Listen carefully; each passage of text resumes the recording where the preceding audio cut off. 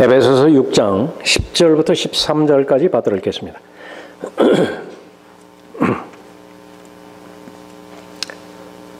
끝으로 나의 형제들아, 주 안에서와 그의 힘의 능력 안에서 강건하라. 너희는 마귀의 술책에 대항하여 설 수 있도록 하나님의 전신 갑옷을 입으라. 이는 우리의 싸움이 혈과 육에 대항하는 것이 아니라 정사들과 권세들과 이 세상 어두움의 주관자들과 높은 곳들에 있는 영적 악에 대항하는 것이기 때문이니라. 그러므로 너희는 하나님의 전신 갑옷을 입으라. 이는 너희가 악한 날에 저항할 수 있으며 또 모든 일을 다 이루기까지 서 있게 하기 위함이니라. 기도하겠습니다.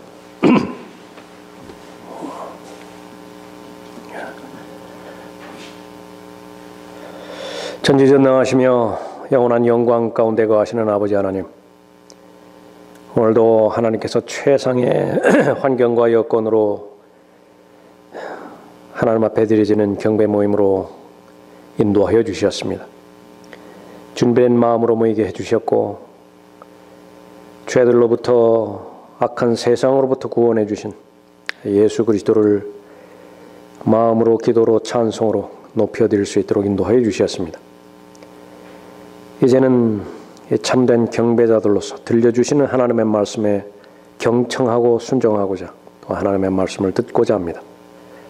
들을 수 있는 귀를 허락하여 주시고 순종할 수 있는 마음과 또 의지를 허락하여 주셔서 그 말씀으로 인해서 아름다운 결실의 열매가 될 수 있도록 인도해 주시길 원합니다. 각자의 마음을 준비시켜 주시고 저를 주님 영으로 충만하게 채워주실 때에 마귀가 어떤 형태로든지 공격하지 못하도록 변함없이 이 시간을 지켜 보호해 주시길 원합니다. 주 예수 그리스도의 이름으로 기도드렸습니다. 아멘.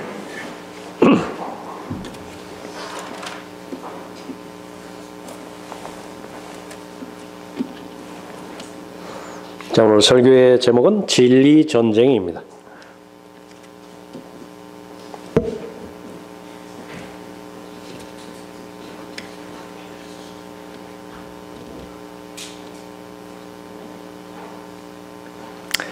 (1497년에) 포르투갈 항해사 바스코다가마가 동인도로 항해하던 중에 선어의 60% 이상이 이렇다 할 이유도 없이 죽어가는 그런 아주 비참한 그 일을 겪어야 됐습니다.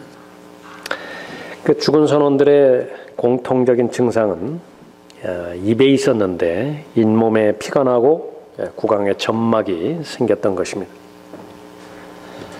1535년에 또 프랑스 탐험가 까띠에르라고 하는 사람이 캐나다로 항해하던 중에 또 똑같은 사실을 경험했습니다. 그런데 원주민들이 어떤 나뭇잎이 특효라고 하는 그 사실을 알려주어서 죽어가던 선원들에게 나뭇잎으로 만든 주스를 마시게 했는데 단 하루 만에 건강이 되찾은 기록이 있었습니다. 세월이 흘러서 1747년에 12명의 해병이 비슷한 병에 걸려서 거의 죽음 직전에 갔었는데 영국 해군 군의관이었던 제임스 린드라고 하는 군의관이 라임 과즙을 마시게 해서 다 치료를 하게 되었습니다. 비타민 C가 처음 발견된 바로 그 순간입니다. 이 비타민 C가 발견되기 이전에 수많은 세월이 흘렀지만은 도대체 무엇 때문에 이 뱃사람들이, 선원들이 죽어갔는지 알지 못했던 것이죠. 오늘날에도 이 비타민 C, 건강을 말하면서 빼놓을 수 없는 그런 영양 성분이죠. 하나님의 진리의 말씀을 선포하는 교회, 가장 먼저 가르쳐야 되는 것은 바로 비타민 C에 해당되어지는 것이 무엇이냐라고 하는 것을 가르쳐줘야 되는 것입니다. 세월이 많이 지났음에도 불구하고 이론적으로 알고 있는지는 모른다 하더라도 실제적으로 섭취가 안 되는 것이 여러 가지 증상을 막기 위해서 동원되는 방법들, 수단들은 여러 가지 있을 수 있지만은, 그러나 여전히 근원적으로 이 영적 전쟁에 있어서 가장 중요한 핵심 사항이 무엇인지를 모르고 있는 것입니다. 찰스 어셔라고 하는 사람이 쓴 글입니다. 하나님께서는 우리가 도움을 받을 수 있도록 마귀에 대한 충분한 지식을 성경에 기록해 놓으셨다.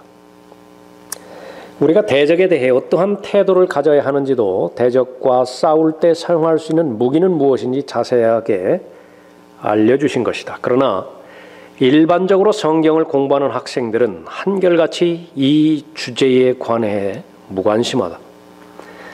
물론 이것은 사람들이 좋아할 만한 주제는 아니다. 그러나 하나님께서 사탄에 대해 계시해 주신 것에 관하여 우리가 스스로 무지하게 되면 하나님께서는 이에 대한 책임을 우리에게 물으실 것이다. 사탄은 무지의 토양 위에서 번성한다. 진리의 빛만이 그를 막는 길이다. 영적 전쟁, 우리가 많이 들어왔죠? 그러나 한 가지 사실은 그 영적 전쟁에서 승리를 거둘 수 있는 비결은 진리 외에는 없습니다. 진리는 하나님의 말씀이죠. 하나님의 말씀의 사람이 되지 않고서는 영적 전쟁에서 승리할 수 없고, 승리하지 못한 채 패배당한 모든 증상들, 여러 가지 여건들을 다른 곳으로 눈 돌리게 만드는 것이 마귀의 술책 가운데 하나예요. 엉뚱한 대상을 찾아 헤매는 것입니다. 진리의 빛을 알아야 되고요. 진리의 빛으로 걸어가야 되면서 그 다음에 어둠에 관련된 모든 대적에 관련된 부분들을 공개적으로 폭로시켜야 됩니다. 그 길 외에는 승리할 방법이 없는 것입니다. 예수 그리스도께서는 십자가의 승리로 마귀에 대해서 이기셨죠. 마귀는 이미 패배당한 것입니다. 본문에 나와 있는 것처럼 우리는 우리 자신의 힘과 능력으로 싸우는 것이 아니라 마귀의 술책에 대항하여 싸울 때에 이미 승리하신 예수 그리스도를 제시해 드리는 것입니다. 앞세우는 것이죠. 올바른 기초 위에 서 있어야 되고요. 올바른 무기들을 잘 갖추어야 되고, 올바른 적과 싸워야 되는 것입니다. 예수 그리스도를 통해서 이미 승리를 보장해 주신 영적 전쟁, 그것은 진리의 전쟁이라고 그렇게 결론지어 말할 수 있습니다. 본문 말씀을 통해서 영적 전쟁이 진리 전쟁인데, 나는 매일매일마다 순간순간마다 그 전쟁에 임할 자세가 준비가 되어 있는가 살펴보도록 하죠. 제일 먼저 알아야 될 사실은 진리 전쟁 승리의 원천은 바로 진리이신 예수 그리스도시라고 하는 사실입니다. 10절 보십시오. 끝으로 나의 형제들아, 주 안에서와 그의 힘의 능력 안에서 강건하라. Be strong. 명령이죠. 조건이 있습니다. In the Lord. 다른 데서 찾지 말고 주님 안에서 강건하라. 그분 안에 무엇이 있는데요? 그 능력이 있습니다. 은혜 가운데서 강건하라고 디모데후서 2장 1절에서도 언급하고 있죠. 그 다음에 바로 나오는 부분이 무엇입니까? 우리는 모두가 다 그리스도의 훌륭한 군사들로 모집된 하나님의 전사들이지요. 군인들이지요. 강해야 됩니다. 예수 그리스도께서 이 땅에 오신 목적을 한시라도 잊어서는 안 되는 것이 그리스도인의 의무죠. 두 가지 일을 위해 예수 그리스도는 이 땅에 오셨습니다. 첫 번째는 죄들을 없애기 위해서 오셨고요. 두 번째로는 마귀의 일들을 멸하기 위해서 오셨습니다. 왜 죄들을 없애기 위해서 오셨죠? 모든 사람들이 죄의 종로로 타지 않게 할 목적으로. 왜 마귀의 일들을 멸하기 위해서 오셨습니까? 한 사람이라도 마귀에게 사로잡혀서 마귀들림으로 인해서 마귀의 통제하에서 벗어나지 못하는 일이 없도록 하기 위해서 온 것입니다. 끝으로 나의 형제들아, 주 안에서와 그의 힘의 능력 안에서 강건하라. 믿음의 창시자여 완성자이신 예수 그리스도를 계속해서 주시하는 것, 그 사람의 능력입니다. 그분은 하나님의 아버지의 목적을 이루기 위해서 이 땅에 오셨죠. 병행해서 마귀는, 동원하는 모든 계략과 책략들은 예수 그리스도께서 아버지의 뜻을 실행하지 못하도록 방해하는 것입니다. 그 목적으로 예수 그리스도를 공격하는 것이, 예수 그리스도를 공격한다고 해서 예수 그리스도께서 하나님이 안 되는 것이 아니에요. 예수 그리스도를 공격한다고 해서 예수 그리스도께서 창조주 하나님이 아닌 것이 아닙니다. 그러나 예수 그리스도의 공격 목적은 무엇입니까? 지상에서 완성하실 하나님의 뜻을 이루지 못하게 만드는 것입니다. 죄를 없애는 것, 마귀의 일들을 멸하는 것. 출생하실 때부터 마귀의 공격은 시작됐죠. 모세가 출생했을 때처럼 어린아이들을 다 죽이는 일이 있었습니다. 침례 받으셨죠? 이는 내 사랑하는 아들이요 그 안에서 내가 매우 기뻐하노라. 눈에 보여지는 형태로 나타나시기도 했고요. 성령 하나님께서 귀에 들을 수 있는 음성으로 들려주시기도 했죠. 마귀가 가장 긴장했던 때입니다. 즉시로 광야에서 예수 그리스도를 공격을 했죠. 시작입니다. 본격적으로 영적 전쟁이 개시된 것이죠. 메시아의 임무 모를 리 없습니다. 그것은 반드시 파괴시켜야 되죠. 예수님께서 40일간 음식을 드시지 못하셨습니다. 육신으로는 연약해질 대로 연약해진 상태였었죠. 가장 공격받기에 취약한 상태였습니다. 여러분이 시험과 유혹에 노출되었다 하더라도 예수님처럼 그렇게 연약한, 아주 취약한 상태에 노출되지는 않았습니다. 왜 예수 그리스도는 그렇게 인간으로서 경험할 수 있는 가장 취약한 상태로 들어가셔야만 됐습니까? 여러분을 돕기 위해서죠. 여러분에게 승리를 주시기 위해서 연약해진 상태에 들어가신 것입니다. 동원할 수 있는 모든 술책들을 동원해서 공격했습니다. 겟세마네 동산에서 아버지의 뜻을 놓고 홀로 그야말로 힘겨운 싸움을 계속해서 하셔야만 됐습니다. 자신의 뜻이 있고 아버지의 뜻이 있어요. 예수님께서 인간이신지라 경험할 수 있는 모든 정서적인 공격과 의지적인 공격을 다 당하신 것이죠. 그 마지막 순간에 히브리서 5장에 따르면 자신의 의지를 꺾고 아버지의 뜻에 순종하기를 배우게 할 목적으로 또 그 기회를 허락하셨음을 간접적으로 알 수도 있습니다. 그는 육체로 계시는 날들 동안 자기를 사망에서 구원하실 수 있는 분께 심한 통곡과 눈물로 기도와 간구를 드렸고 하나님께서는 그의 두려워하심을 인하여 들으셨느니라. 그가 아들이면서도 고난받는 일들로 순종을 배워서, 순종을 배우셔야만 했던 분이에요. 왜 그렇습니까? 이제는 모두가 순종할 수 있는 여건들을 마련해 주기 위한 것이죠. 온전하게 되심으로 자기에게 순종하는 모든 사람에게 영원한 구원의 근원이 되셨다. 그렇게 말씀하시죠. 주님께서 그 시험 받는 동안에 느끼셨던 압박 한번 생각해 보십시오. 여러분이 지금까지 살아오면서 느꼈던 압박들이 있겠죠? 그러니까 여러분의 것들과 한번 비교해 보십시오. 온 인류를 대신해서 이제 형벌을 받을 것입니다. 가장 견디기 힘든 것은 이는 내 사랑하는 아들이요 그 안에서 내가 매우 기뻐하노라. 그렇게 말씀하셨던 아버지로부터 버림받아야 돼요. 버림받는다라고 하는 것은 그 순간에 마귀가 되는 것입니다. 사탄이 되는 것이. 모세가 광야에서 뱀을 들어 올린 것 같이 인자도 들려 올려져야만 하리니 그랬죠.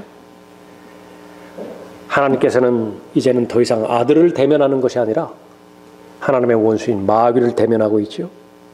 퍼부을 수 있는 모든 저주와 모든 진노와 분노를, 진노의 잔을 한 방울로 남김없이 그 아들 위에 쏟아 부어야만 됐던 것입니다. 절규하지 않을 수 없죠. 나의 하나님, 나의 하나님, 어찌하여 나를 버리셨나이까.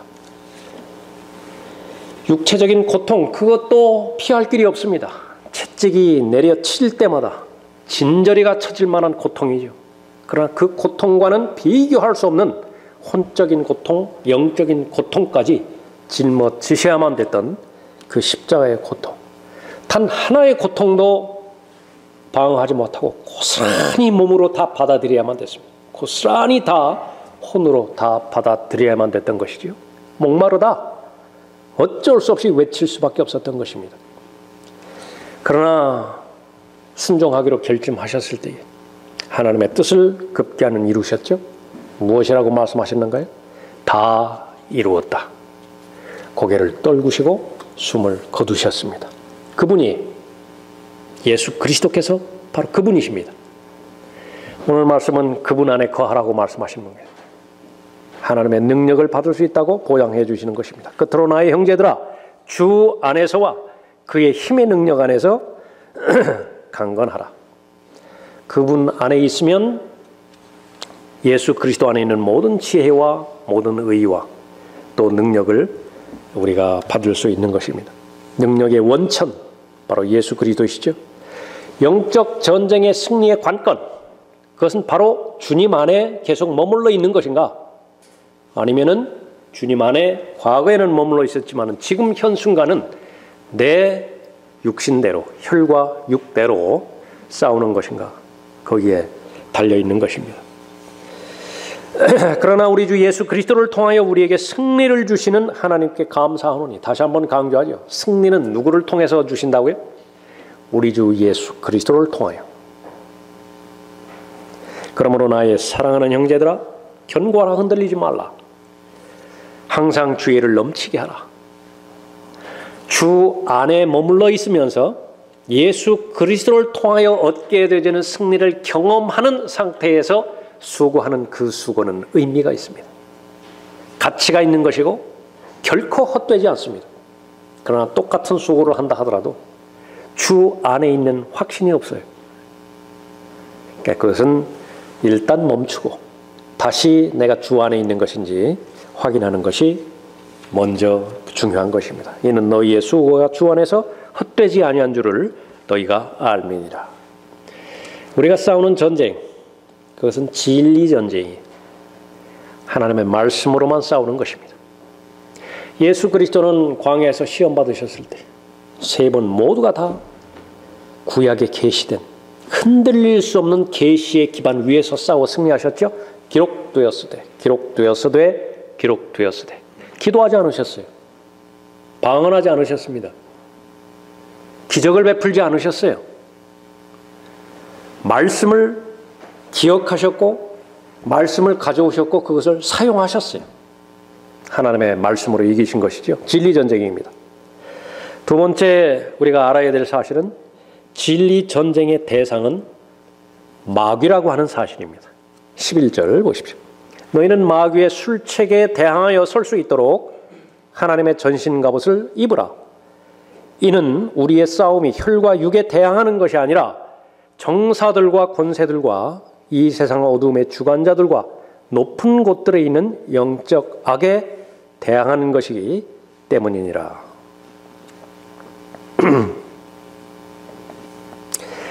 마귀가 사용하는 가장 교활한 술책, 그것은 혈과 육을 동원하는 것입니다. 사람을 존경하는 것 나쁘지 않지요. 사람을 따르는 것, 좋은 본을 보인 사람이라고 한다면 나쁘지 않습니다. 그러나 마귀의 술책이라고 하는 것은요, 하나님이 계셔야 되는 그런 영역에 사람을 대체시켜요.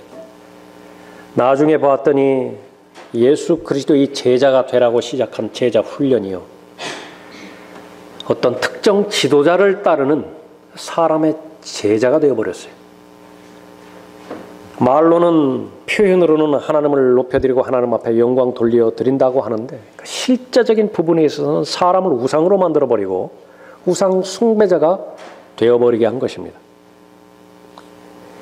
사람들은 거짓말하고 비열하게 대하고 잘못 대할 수 있죠. 속이 얼마나 상합니까? 그러나 그런 것들로 인해서 그 사람 자체가 우리 적이 되지는 않아요. 근데 그렇게 적으로 만들어 버리는 거예요. 사람들은 우리에 대해서 끝을 보고자 하는 사람들도 있죠. 어디까지 가나 보자. 멸망 바로 끝까지 밀어붙이는 것입니다. 얼마나 무서운 대상이고 얼마나 두려운 대상이며 얼마나 분노의 대상이 되기도 합니까? 그렇다고 해서 적은 아니에요. 그 사실들을 우리가 극복하지 못했을 때에 엉뚱한 허수아비를 만들어 놓고 그것을 계속해서 공격하고 영적 전쟁을 치른다고 스스로 속는 것입니다. 또 하나 마귀의 술책은 혈과 육을 동원해서 가져다주는 인본주의예요. 인본주의는 하나의 종교입니다. 성령의 열매가 줄 수 있는 것과 거의 흡사한 결과들을 인본주의를 숭상하는 자들에게 주어요. 고려대학교가 기부를 받은 개인 기부금 가운데서 지난주에 400억을 기부를 받았는데 최초라고 그래요. 기껏해야 1억, 2억 정도 기부를 받는데 개인으로부터 400억을 기부를 받았다. 가장 큰 액수라고 말합니다. 기부한 사람은 91세 된 김영석 씨고요. 아내가 되어지는 83세 되는 양영애 씨라고 합니다. 북한이 고향인 실향민인데 17살 되었을 때에 월남에서 6.25 전쟁에 참전한 국가 유공자라고 합니다.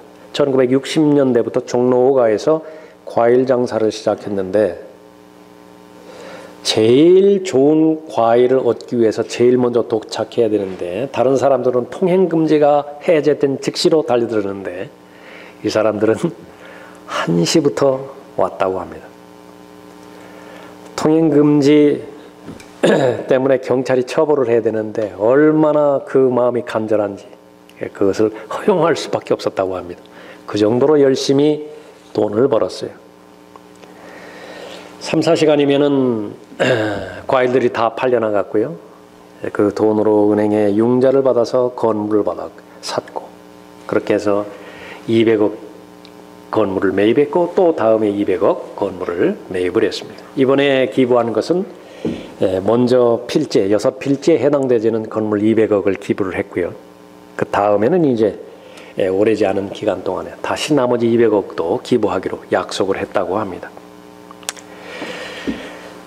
그 거액을 선뜻 기부한 이유는 어렵게 모은 재산을 물려주기보다는 좋은 곳에 쓰고 싶다라고 하는 마음이 컸기 때문이라고 하는데 그 두 부부가 한 말입니다. 기부한 재산이 어려운 학생들이 공부하는 데 힘이 되고 훌륭한 인재를 길러내는데 소중하게 잘 사용되기를 바란다. 다른 사람이 할 수 없는 일을 한 부부지요. 얼마나 훌륭한 일입니까? 이 훌륭한 일이요. 하나님께도 받아들여졌으면 좋겠어요. 밥 존스 시니어 목사님이 말했던 것처럼 아무리 좋은 교육이라 하더라도 아무리 탁월한 교육이고 아무리 인간답게 만드는 교육이라 하더라도 거기에 구원이 없다고 한다면 그 교육은 무엇이라고요? damnation, 저주예요. 그냥 저주로 끝나는 것이에요. 아무리 악한 사람이라 하더라도 예수 그리스도의 의를 가지고 있다고 한다면 하늘나라에 가는 거예요. 아무리 사기꾼이라 하더라도 아무리 살인자라 하더라도 예수 그리스도의 의를 가지고 있다고 한다면 하늘나라에 가는 것이에요. 그러나 모든 사람의 추앙을 받고 세상의 존경을 받고 무슨 노벨 무슨 여러 가지 기타의 상을 가졌다 하더라도 예수 그리스도의 의를 소유하지 못했다고 한다면 저주로 인생을 저주하는 것입니다. 인본주의예요. 마귀가 속이는 것은 무엇입니까? 이 노부부가 구원받지 못했다고 한다면 만족하면서 자신의 생을 마감했을 거 아니겠어요? 우리의 싸움의 대상 결코 혈과 육이 아니라고 하는 사실을 알아야 되는 것입니다. 쓴 뿌리기 내리게 만들죠. 증오하게 만들죠. 용서하고 넘어가지 못하게 만드는 것입니다. 마귀는 하나님의 자녀들을 공격할 때에 공격 목표는 외부에 있는 것이 아니에요. 건강을 앗아가거나 또 물질을 재정적인 어려움을 주거나 이것은 결과일 뿐입니다. 제일 중요한 타격은 안에 있는 마음과 생각입니다. 우리의 전쟁 무기는 육신적인 것이 아니요 오직 하나님을 통하여 견고한 요새들을 무너뜨리는 능력이라. 견고한 요새 어디입니까? 마음이라고요. 마음. 왜 죄에 대해서 이렇게 강력하게 경고를 하고 있죠? 죄를 짓는 순간 마음의 문을 여는 틈을 보이게 되는 것입니다. 마귀에게 틈을 주지 말라고 명령하셨음에도 불구하고 죄에 대해서 쉽게 생각해요. 자백하면 되지.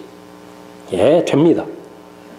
하나님과의 단절되었던 교제는 회복이 되어지지만은 죄의 흔적에 대해서는 하나님께서 책임지지 않으세요. 구원받기 전에 아주 심각한 죄들을 지었던 죄인들이 있죠. 니코틴 중독, 마약 중독, 알코올 중독에 있다가 예수 그리스도를 통해서 구원받은 사람 하나님의 자녀예요. 틀림없는 사실입니다. 그러나 그 후유증에 대해서는 하나님께서 책임지지 않으세요.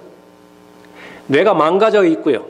뇌가 뒤틀려 있고 사고체제가 지금 왜곡이 되어 있습니다. 그 부분은 평생 끌고 가야 돼요.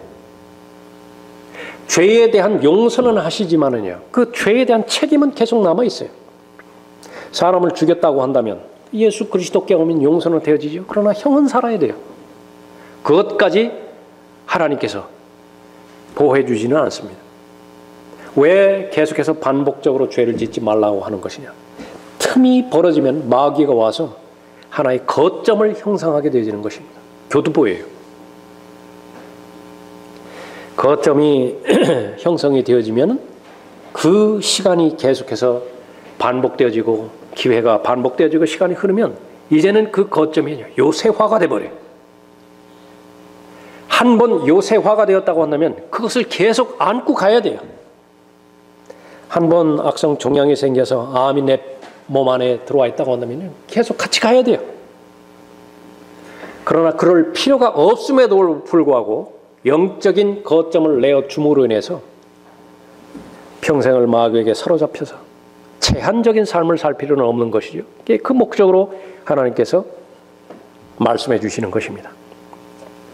우리의 전쟁 무기는 육신적인 것이 아니요 오직 하나님을 통하여 견고한 요새들을 무너뜨리는 능력이라. 여러 가지 구상과 상상입니다. 공상이에요. 여러 가지 구상과 하나님을 아는 지식을 거역하여 스스로 축혀 세운 모든 높은 것들을 무너뜨리며 모든 생각을 사로잡아서 그리스도께 복종케 하니 영적 전쟁입니다. 이것은 진리, 하나님의 말씀으로만 가능해요. 기록되었으되 하나님의 말씀 안에서, 말씀의 창고 안에서 무기를 가져와서 가장 적합한 하나님의 말씀을 가져와서 사용해야 돼요. 그러면 아무리 불가능해 보인다라고 하는 생각에 요새화된 생각이라 하더라도 무너뜨려져 버리는 것이에요. 모든 생각을 사로잡아서 그리스도께 복종케 하니 너희의 복종이 이루어지면 모든 불복종을 응징하려는 준비를 갖추고 있느니라. 사람들이 저지르기 쉬운 오류 가운데 하나는 흔히 마귀 들렸다고 하면은요, 마귀에 사로잡혔다고 한다면 입에 거품 물고 계속해서 비정상적으로 정상적인 사회생활도 하지 못하고 그것만 얼핏 떠올리는 거예요. 심한 우울증을 떠올리고 불면증을 떠올리고, 그러나 그것은 확률로 볼 때에 거의 소수예요. 거의 대부분은요 그냥 멀쩡하게 돌아다니는 거예요. 정상적인 사회생활을 할 수 있고, 그러나 점유당한 영역은 자신의 내부예요. 인본주의에 사로잡혀 버렸습니다. 사람들과의 관계 가운데서 심한 압박과 스트레스를 받고 있음에도 불구하고 이것이 마귀의 공격이라고 하는 인식을 갖지 못하도록 해요. 이미 거점을 내준 지 오래되었고 요새화된 지 오래된 것이죠. 스스로 생각하는 거예요. 그냥 단지 우울할 뿐이야. 하나님께서 나를 기뻐하시지 않나 봐. 기도 응답이 없거든요. 그 말씀 보아도 감동이 없거든요. 그 증상을 알았다고 한다면 원인을 찾아 나서야 되는데 그 원인은 말씀에 있어요. 말씀과 나와의 관계 가운데 있다. 그런데 거기까지 가지 않는 것입니다. 죄를 짓는 그리스도인이 성령께서 주시는 찔림을 계속해서 무시한다면, 거절한다면 일시적으로든, 이것이 오래갈 수도 있어요, 하나님의 원수인 마귀의 영향력 아래 들어갈 수 있다라고 하는 사실입니다. 그것은 큰 위험을 스스로 초래하고 있는 것이죠. 마귀는 약점을 노리고 있습니다. 쉽게 무너뜨릴 수 있는 그런 여지를, 취약점들을 알고 있는 것이죠. 히브리서 12장 1절에서 쉽게 애워싸는 죄에 대해서 무거운 말씀을 경고하고 있습니다. 믿음의 선한 싸움이 제시가 되었는데 그것은 경주인데 또 하나의 비유로 이길 의욕이 있다고 한다면 두 가지 먼저 해결해야 돼요. 하나는 무거운 짐, 그건 죄는 아닐 수 있습니다. 그거 먼저 해결하고요. 두 번째로는 쉽게 애워싸는 죄가 있습니다. 현실적으로 반복되어지는 습관적인 죄를 말하는 것이에요. 인격은 습관에 의해서 형성되어지죠. 죄가 인격화가 되어버린다고 한다면 너무 어려워요. 믿음의 선한 싸움을 계속해서 달려가기가. 이기적이 되어지고 하나님은 경배의 대상이, 처음에는 경배의 대상이 되었음에도 불구하고 이제는 수단이에요. 내 목적을 이루는, 능력만 달라고 하는 수단이 되어져 버리는 것이죠. 어두움의 세력은 너무나 좋아합니다. 그 사람을. 한 영역에서 공격했다가 다양한 영역에서 자신들의 동료들을 다 데리고 오는 것이 정사들, 권세들, 이 세상의 어둠의 주관자들, 높은 곳들에 있는 영적 악, 총체적으로 다 공격해버리는 것이죠. 어릴 때부터 하나님의 말씀의 사람이 되어야 처음에 시작하지 않는 복을 누릴 수 있습니다. 담배를 입에 대지 않는 것은 복 중에 복이에요. 괜히 중독됐다가 그 고생하고 담배를 끊었다라고 하는 간증을 굳이 할 필요는 없어요. 그렇죠? 알코올이 뭐라고 거기에 중독돼요. 그러지 않아도 여러 가지 공기도 악화되고 세상도 더 살기 힘들어져가지고 건강 지키기가 힘든데 왜 쓸데없는 약물에 중독이 되었다고 겨우 그 고생해서 하나님의 능력으로, 하나님의 도움으로 그 알코올을 끊을 수 있었다고, 그런 말을 처음부터 할 여지를 주지 않는다고 한다면 복입니다. 음란물, 그 외에 여러 가지 세상의 풍조에 따라서 그리스도인들을 사로잡고 있는 쉽게 애워싸는 죄에 노출되지 않는 것, 그것은 생생한 인식을 가질 때, 뚜렷한 의식을 가지고 하나님 앞에 나아갈 때 가능하게 되는 것입니다. 계속해서 이런 죄들에 대해서, 불순종에 대해서 방치하게 되어진다고 한다면 영적으로 너무나 어려운 관계 가운데 있게 되는 것입니다. 대항하는 싸움의 대상은 바로 마귀의 술책이라고 하는 사실을 우리가 알아야 되는 것입니다. 죄가 가져다주는 결과에 대해서 우리를 속입니다. 죄를 한 번쯤 생각해 보는 것, 그다지 별 위험스러울 것 같지 않아요. 잃어버려야 되는 것은 너무나 많습니다. 그렇게 잘못 시작한 죄로 인해서 잃어버려야 될 것들 너무나 많은 거예요. 원치 않는 임신, 파탄된 가정, 피해갈 수 없는 하나님의 징계. 징계는 안 받으면 좋다고요. 피해갈 수 없어요. 사생아가 아니라고 한다면. 신경체계의 손상, 뇌가 이상해져요. 기억력 떨어지는 것이에요. 죄를 지었기 때문에 기억력 떨어지는 그 원인을 반드시 두어야 돼요. 잃어버릴 하나님 나라의 상속. 구원받았다고 한다면 자동적으로 하늘나라의 유업은 보장이 되어지죠. 하늘나라의 유업은 무엇입니까? 집은 자동적으로 예약이 돼요. 새 예루살렘.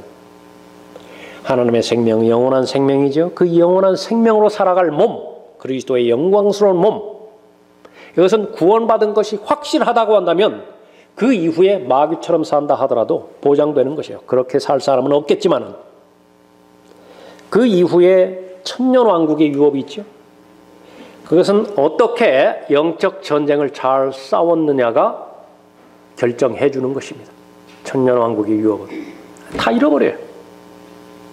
영적 전쟁에서 패배해버리면 그렇게 되는 것입니다. 사탄이 속이는 방법, 그것은 에덴에서 첫사람을 속였던 방법과 변하지 않아요. 무엇입니까? 말씀을 가지고 미혹하는 것입니다. 말씀을 존중하지 않고 말씀을 사랑하지 않고 말씀을 두려워하지 않음으로 인해서 이분은 실패해버렸어요. 선과 악의 지식의 나무에서 나는 열매, 그것을 먹은 것이 죄의 시작이 결코 아닙니다. 죄의 시작은 무엇이라고요? 말씀을 안 읽어요. 말씀을 암송하지 않아요. 말씀을 찾을 줄도 몰라요. 사용할 줄도 몰라요. 주장할 줄도 몰라요. 그러다 보니까 하나님에 대해서 근거 없는 원망이 또아리를 틀기 시작하죠. 뭔가 불공평한 것 같다고요. 하나님에 대해서 원망하죠. 하나님의 말씀에 첨가하고 하나님의 말씀을 삭제를 하고 하나님의 말씀을 왜곡을 하고 결국은 죽습니다. 나는 뱀이 그의 간계로 이불을 속인 것 같이 너희의 마음도 어떤 방법으로든 그리스도 안에 있는 단순함에서 떠나 부패할까 두려워하노라. 에덴에서 있었던 사건이 최소한 4000년이 지났음에도 불구하고 그 마귀의 술책에는 변함이 없습니다. 그리스도인은 고소하는 사탄의 고소로부터 자유로워져야 되죠. 말씀입니다. 정사들이 있고 권세들이 있고 이 세상 어두움의 주관자들이 있고 높은 곳들에 있는 영적 악이 있습니다. 이 초자연적인 존재들은 사람들에게 거점을 마련해서 사람을 통해서 달려들어요. 예수 그리스도께서 상대하셨던 빌라도가 그런 사람이었고요. 헤롯이 그런 사람들이었습니다. 종교 지도자들이 그런 사람이었어요. 카야파가 그런 사람들이었어요. 그 사람 안에는 이런 영적 존재들의 통제를 받아서 예수 그리스도께 공격했던 것입니다. 내가 유대인의 왕이냐? 빌라도 자신의 말이 아니에요. 마귀가 그 말을 던지는 거예요. 십자가에서 내려와 보라. 사람들의 의견이 아니에요. 군중을 동원해서 이 영적 존재들이 예수 그리스도를 공격하는 사탄 자신의 말인 것입니다. 말씀으로 예수 그리스도는 이기셨죠. 예수 그리스도께서 십자가에 달리셨을 때 십자가에서 이거 홀로 싸우는 전쟁, 그것은 이사야 50장에서 미리 예언된 말씀이었습니다. 주 하나님께서 나의 귀를 열어주셨기에 내가 거역하지도 아니하고 뒤로 물러서지도 아니하였도다. 미리 아신 거예요. 예수 그리스도는 이런 싸움이 진행되리라고 하는 것을. 내가 치는 자들에게는 내 등을, 머리카락을 뽑는 자들에게는 내 뺨들을 맡겼도다. 내가 치욕과 침뱉음으로부터 내 얼굴을 숨기지 아니하였도다. 주 하나님께서 나를 도우시리니 그러므로 내가 부끄러워 아니할 것이며 내가 내 얼굴을 부싯돌같이 하였으니 나는 내가 수치를 당하지 않을 줄을 아노라. 그래서 십자가를 즐거움 가운데서 견디셨다고 히브리서 12장 2절 이후에서 말씀하셨죠. 나를 의롭게 여기시는 이가 가까이 계시니 누가 나와 다투겠는가? 누구든지 한번 와보라고 해요. 사탄의 하이라키 체계가 있죠. 정사들, 권세들, 높은 곳들에 있는 영적 악, 누구든지 다가와 보라고 해요. 왜 이렇게 자신이 있어 하셨습니까? 예수 그리스도께는 항상 아버지 하나님이 계셨죠. 이는 내 사랑하는 아들이요 그 안에서 내가 매우 기뻐하노라. 아버지의 뜻을 완성하기 위해서 오신 예수 그리스도 안에서는 아버지 하나님께서는 기쁨밖에는 발견되어지는 요소가 없었기 때문에 그런 것입니다. 누구든지 와 보라. 나를 의롭게 여기시는 이가 가까이 계시니 누가 나와 다투겠는가? 우리가 함께 서자. 어디에 서는 것이에요? 우주의 링 안에 둘이 선 것이에요. 사탄과 예수 그리스도가 선 거예요. 사탄은 거의 하나님의 능력과 맞먹습니다.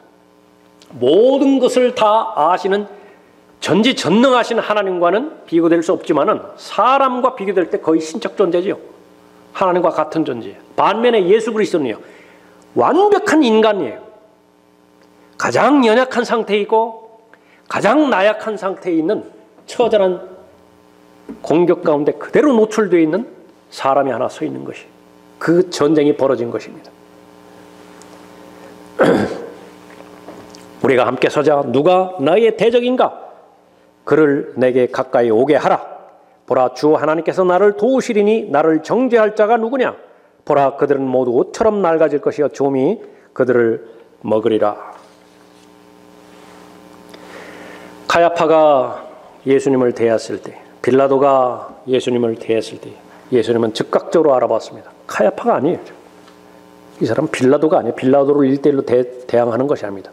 그 뒤에 도사리고 있는 영적 악, 바로 마귀를 본 것이에요. 싸움의 대상은 누구라고요? 혈과 육이 아닙니다. 마귀예요. 십자가에서 이기셨을 때에 승천하시죠? 올라가시면서 지금까지 가려졌던 모든 정사들과 권세들 다 벗겨내셨어요. 다 공개적으로 다 드러내버렸습니다. 벌거벗은 모습 그대로 다 드러내버렸다 이거예요. 공개적으로. 지금 현재가 바로 그런 부분인데 누가 보라고요? 거듭난 그리스도인들이 보라고요. 저 정세들을 보라고, 권세들을 보라고, 높은 곳에 있는 영적 악들을 보라고 다 공개적으로 벗겨내었음에도 불구하고 여전히 보지 못해요. 왜 그렇습니까? 교회에 대한 오해 때문에 그래요. 교회는 그냥 사교 집단으로 전락한 지 오래됐습니다. 그저 평안이나 주려고. 교회는 반드시 평안을 줘야 돼요. 교회는 반드시 만족을 줘야 되고 교회에 오면 재미가 있어야 돼요. 조건은 무엇입니까? 모두가 다 영적 전투에 가담한 군사일 경우에 그것이 의미가 있어요. 열심히 싸우죠. 만날 때마다 전투복이 찢어져 있고 화약 냄새가 풍겨져 있고 심지어는 총알이 스쳐가서 상처가 나기도 했다고요. 그러나 교회라고 하는 곳에 오면 모두가 다 정상적으로 충전이 되어지는 것입니다. 100% 충전이 되어지는 것이에요. 그때의 성령의 열매가 넘쳐나는 것이고 또 그리스도 안에 한 마음과 한 생각으로 예수 그리스도의 마음과 생각으로 무장되어지는 그 한 사람 한 사람 개개인의 만족도, 그것은 바로 예수 그리스도 안에 있는 기쁨이라고요. 그것이 진정한 교회인데 영적 전투는 지금 자신과 아무 상관이 없어요. 자신의 욕망이나 실현하려고, 이 세상에서 자신의 계획이나 실현하려고 하는 자아 실현이 유일한 목적이라고 한다면 이 세상에서 자기중심적이기 위해서 실컷 얻어터지고 와가지고 받을 스트레스 안 받을 스트레스 다 받아와가지고 목사 보고 그거 풀어달라는 거예요. 목사는 할 수 없이 심리학을 동원해야만 됩니다. 인본주의에 입각한 철학을 동원해야 돼요. 그냥 막연하게 긍정적 사고방식으로 성도들을 마비시키고 그냥 진통제나 놔줘야 되는 것이에요. 몇 시간 가겠어요, 그것이. 이는 하나님께서 선정하신 그 사람을 통하여 의로 세상을 심판하실 한 날을 정해놓으시고 그를 죽은 자들로부터 살리시어 모든 사람에게 확증해 주셨습니다. 모든 사람에게 증거로, 돌이킬 수 없는 증거로 주셨는데 왜 그 사람만큼 의심하는 거예요? 그렇게 부활에 대한 증거를 다 주셨음에도 불구하고 너희 가운데 어떤 사람들은 죽은 자들의 부활이 없다고 하느냐? 그런데 그 대상은, 의심하는 대상은요, 그때나 고린도 교회나 있었던 것이 아니라 지금도 여전히 있어요. 이미 승리하신 예수 그리스도가 제시되었음에도 불구하고 싸움의 대상이 여전히 혈과 육으로 고정되었다고 한다면 예수 그리스도의 승리는 그 사람과 무관한 것이죠. 영적 전쟁, 그것은 진리 전쟁입니다. 진리 전쟁이. 기도를 열심히 해서 무슨 축사를 한다, 마귀를 쫓아내고 귀신을 쫓아낸다. 그것이 참다운 사실이냐 아니냐를 입각할 수 있는 평판, 그 근거를 여러분이 가질 수 있는데요. 그 사람이 말씀의 사람이고 변개된 성경하고는 처음부터 시작이 안 되고요.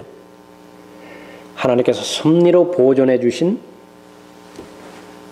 온전한 성경을 가지고 그것은 시작이고요. 그 말씀에 사람이 되어야 되죠. 공부하고 믿고 실행하는 사람이고 그 사람이 믿음으로 실행한다고 한다면 그것은 의미가 있어요. 그때에만 의미가 있어요. 하나님의 말씀에 대해서 관심도 없고 하나님의 말씀을 주장하지도 않고 말씀으로 인한 간증도 없고 요란하게 주 예수의 이름으로 명하노니 어쩌고 저쩌고 다 가짜예요. 마귀의 술책에 놀아나고 있는 것이에요. 계속 자기들끼리 스스로 측정하고 비교해 봄으로 인해서 누가 진짜고 누가 가짜라고 판가름 하자고 하는 것인데 그것은 의미가 없어요. 진리와는 무관한 사람들이기 때문에 그렇습니다. 기도로 마귀를 대적하기 위해서는요, 전제 조건이 그 다음 절부터 나오는 하나님의 전신갑옷으로 무장하고 있어야 돼요. 그 하나님의 전신갑옷으로 무장해서 언제 어디서든지 가장 정확한 무기를 사용할 수 있는 준비가 되어 있는 상태에서 무릎 꿇는 성도의 기도는 하나님께서 다 들어주신다고요. 그러나 그렇지 않다고 한다면 기도는 요식행위예요. 알라딘의 램프 그것과 전혀 차이가 없는 것입니다. 마지막 세 번째로 진리 전쟁의 승패, 그것은 하나님의 전신 갑옷에 달려 있다는 사실을 우리가 알아야 되는 것입니다. 13절 보십시오. 그러므로 너희는 하나님의 전신 갑옷을 입으라. 이는 너희가 악한 날에 저항할 수 있으며 또 모든 일을 다 이루기까지 서 있게 하기 위함이니라. 우리의 사명이 있죠. 13절에 보면 그리스도인이 살아가야 될 사명이 있다고요. 구원받은 다음에 즉시로 하늘나라로 데려가지 않으시고 이 지상에 남겨진 사명은 영적 전쟁에 투입되어서 예수 그리스도께서 이미 확보하신 승리를 나눠 가지라는 것입니다. 앞으로 해야 할 일들이 있기 때문에 그런 것이죠. 우선 악한 날에 저항해야 되는 것이 성도의 사명입니다. 또 하나는 모든 일을 다 이루기까지 넘어지면 안 돼요. 주춤거려서도 안 돼요. 더더군다나 뒷걸음쳐서도 안 되는 것이죠. 모든 일을 다 이루어야 됩니다. 예수 그리스도의 고백은 모든 그리스도인의 고백이 되어야 돼요. 다 이루었다. 예수 그리스도는 자신이 해야 할 일을 모르셨다고 한다면 다 이루었다 어떻게 말씀하셨겠어요? 여러분들 마찬가지입니다. 예수 그리스도는 죄를 없앨 목적으로 오셨죠. 그 후회를 여러분이 누리셔야 돼요. 여전히 죄에게 잡혀 있어요? 죄에게 종노릇하고 있어요? 우선적으로 마음 아파하기 전에 회개해야 될 자백의 근거예요. 회개해야 된다고요. 또 하나는 마귀의 일들을 멸하기 위해서 이 땅에 오셨죠. 다 이루었다 말씀하셨을 때 마귀는 이미 패배된 것이에요. 그런데도 여전히 마귀에게 사로잡힌 영역이 있습니까? 마귀에게 점유당한 영역이 있습니까? 그것은 회개해야 돼요. 하나님 앞에 도움을 요청하기 전에 하나님 앞에 죄 지은 거예요. 이는 너희가 악한 날에 저항할 수 있으며 또 모든 일을 다 이루기까지 서 있게 하기 위함이라. 하나님의 전신갑옷은 악한 날에 저항할 수 있게 해주지요. 여호수아는 전쟁의 사람이죠. 너무나 무서웠습니다. 두려웠어요. 전쟁을 좋아할 사람이 어디 있습니까? 강박관념 때문에요. 거기에 이상한 악영향을 받아서 이 전쟁을 즐기는 사람들도 있어요. 히틀러 같은 사람이죠. 김정은 같은 사람이요. 전쟁 광이라고요. 희열을 느껴요. 사람이 죽어나가는 데에서. 더 이상 사람 노릇을 못하는 사람이죠. 그런 비정상적인 사람 말고 전쟁을 좋아할 사람 없어요. 전쟁에는 거기는 긴장을 해야 되잖아요. 거기는 피가 튀어야 되잖아요. 얼마나 두려워합니까? 여호수아 역시 마찬가지였어요. 그런데 이 전쟁을 앞둔 여호수아에게 하나님께서 원하는 것은 강하라. Be strong. 그 강하지 않으면 그 다음에 진행되어지는 하나님의 사건이 없어요. 역사가 없어요. 너는 오직 강건하고 아주 담대하여 내 종 모세가 내게 명령한 모든 율법대로 지켜 행하고 그로부터 오른편이나 왼편으로 돌이키지 말라. 그리하면 내가 어디로 가든지 번영하리라. 비결은 역시 마찬가지로 책 한 권에 달려 있습니다. 여호수아에게 계속 강조한 것이에요. 이 율법책을 내 입에서 떠나지 않게 하고 주야로 그 안에 있는 것을 묵상하여 그 안에 기록된 모든 것대로 지켜 행하라. 조건 하나밖에 없어요. 다른 거 없어요. 그 하나만 하라게 하나만. 그리하면 내가 너희의 길을 번성케 만들 것이고 내가 좋은 성공을 이루리라. 내가 내게 명령하지 아니하였느냐? 강건하고 담대하라. 무서워 말고 낙심치 말라. 이는 주 내 하나님이 내가 어디로 가든지 너와 함께함이라. 기본적인 전제 조건은 전투를 해야 되는 전사고요. 여호수아는 아무것도 안 하는 편한 상태에서 강건하고 담대하라. 그 명령은 아무 의미가 없어요. 전투 중이라고요. 전투 중. 두 번째로는 그 전투에서는 절대로 패배하면 안 됩니다. 하나님과 관련된 전쟁이기 때문에 그래요. 나중에 위로 들림받아 올라갔는데 다 경과 보고 하는 것인데 전투 보고 다 하죠. 총원 몇 명, 열의 몇 명, 열의 내용 뭐 있잖아요. 거기에 탈련병이 있으면 어떻게 돼요? 거기에 포로로 사로잡힌 자가 있으면 어떻게 돼요? 그 전투 수행자는 어떻게 낯을 들 수 있겠습니까? 총사령관한테. 근데 본인이 탈영자면 어떻게 돼요? 본인이 극구 그 군대에 징집되지 않으려고 별별 수단을 다 써가지고 면제 좀 받아보려고. 그러니까 이 지상에 사는 동안에는 그렇게 할 수 있어요. 그럼 하나님의 군대는 열 외에 한 명 없이 모두가 다 군사들이에요. 군인들이에요. 그런데 거기에 참여하기를 그렇게 회피하려고 한다면 나중에 만왕의 왕이신 총사령관이신 그분을 만나게 될 텐데 그게 무슨 낯으로 만날 수 있겠습니까?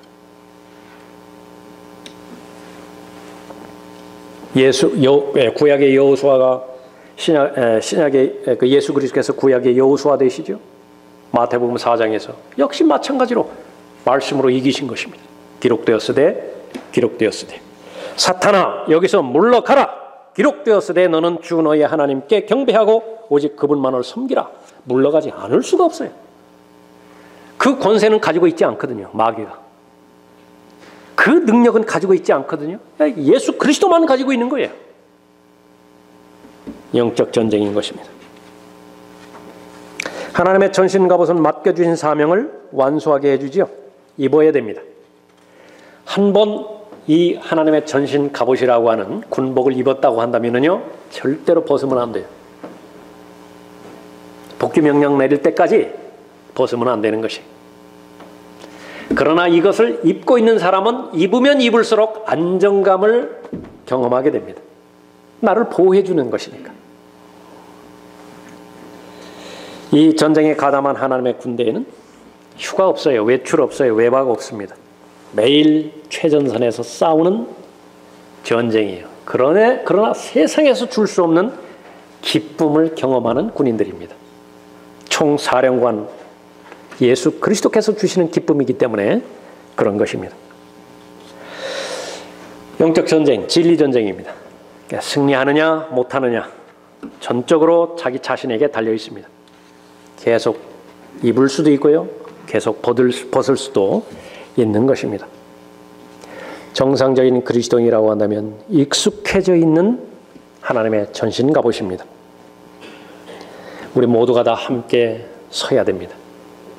하나님의 전신 갑옷을 제대로 착용했는지 매일 점검해 줘야 돼요.